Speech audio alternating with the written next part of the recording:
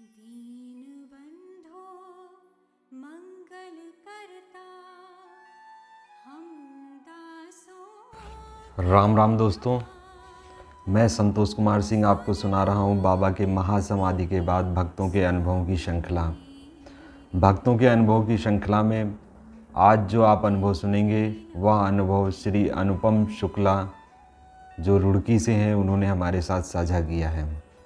अनुपम जी सन 2017 की एक घटना को हमसे साझा करते हुए बताते हैं कि सन 2017 में उनकी बेटी का पेट खराब रहने लगा। उनकी बेटी को बराबर दस्त होता था। इस दस्त की समस्या को लेकर वह डॉक्टर के पास जाते हैं, रुड़की के अच्छे से अच्छे डॉक्टर को दिखाते हैं, लेकिन उनकी दवाई से कोई फ़ायदा नहीं होता है।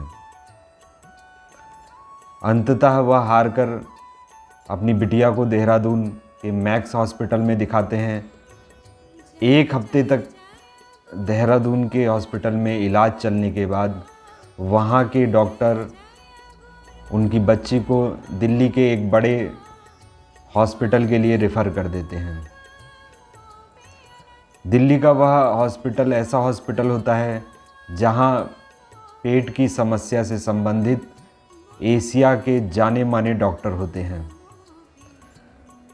वहाँ के डॉक्टर के इलाज से उनकी बिटिया को आराम तो मिलता है, लेकिन पूर्ण रूप से उस समस्या का समाधान नहीं होता है। अंततः वह हार कर अपने बिटिया के बचने की संभावना को छोड़ देते हैं और उसे वापस रुड़की अपने घर ले आते हैं। जब कोई समाधान अनुपम जी को नहीं मिलता है, वह अपने घर रुड़की पहुंच जाते हैं तो वह महाराज जी को याद करते हैं। महाराज जी से प्रार्थना करते हैं कि अब मेरी बिटिया आपके हवाले है, आप चाहे इसे बचाओ या मारो, हमें आपका हर निर्णय मंजूर है। इस प्रकार की प्रार्थना वह महाराज जी से पूरे भावपूर्वक भाव विभोर होकर करते हैं। वे बताते हैं कि उन्हें घर आए हुए महाराज जी से प्रार्थना किए हुए 2-3 दिन ही बीते थे कि एक परिचित उनका हालचाल लेने के लिए उनके घर आते हैं। जब वह परिचित उस बिटिया का हालचाल लेते हैं और उसकी समस्या को जानते हैं तो वह अनुपम जी को मेरठ में एक डॉक्टर को दिखाने का सुझाव देते हैं। चूँकि परिवार का मन उस डॉक्टर को दिखाने का नहीं होता है, लेकिन फिर भी वह इसे महाराज जी की आज्ञा समझते हुए उन डॉक्टर के पास मेरठ पहुंच जाते हैं। मेरठ के वे डॉक्टर उस बिटिया को 15 दिन की दवाई लिखते हैं और उस 15 दिन की दवाई का बिल 251 रुपये होता है। 251 रुपये सुनकर आपको भी थोड़ा सा अजीब लग रहा होगा कि ये कैसा फिगर है, लेकिन वास्तविकता यही है कि उस पर्चे में लिखी हुई दवाइयाँ 251 रुपये की होती हैं और उस पर्चे में लिखी हुई दवाई का पहला खुराक खाते ही उस बिटिया को बहुत आराम मिल जाता है।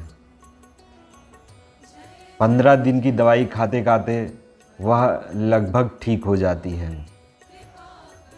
15 दिनों की दवाई ख़त्म होने के पश्चात अनुपम जी अपनी बेटी को पुनः मेरठ ले जाकर उन्हीं डॉक्टर को दिखाते हैं।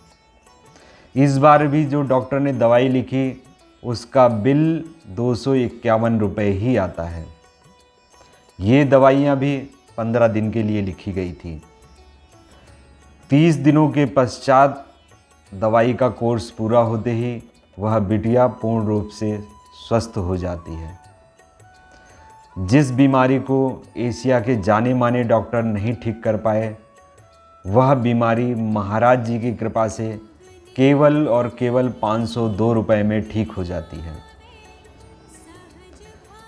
ये 502 रुपये का जो फिगर आया है, वह फिगर केवल और केवल अनुपम जी के लिए संकेत मात्र है कि यह महाराज जी की कृपा से ही संभव हो पाया है।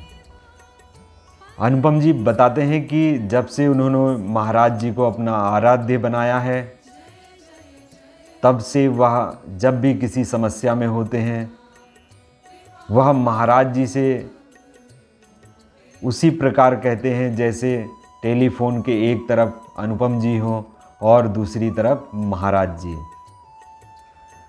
उनकी समस्या इस प्रकार से सुनी जाती है जैसे महाराज जी साक्षात उनकी समस्या को सुन रहे हों। ऐसी लीलाएं केवल हमारे महाराज जी कर सकते हैं। तो दोस्तों, मिलते हैं अगले एपिसोड में महाराज जी की किसी अन्य लीला के साथ। जय महाराज जी, जय श्री राम।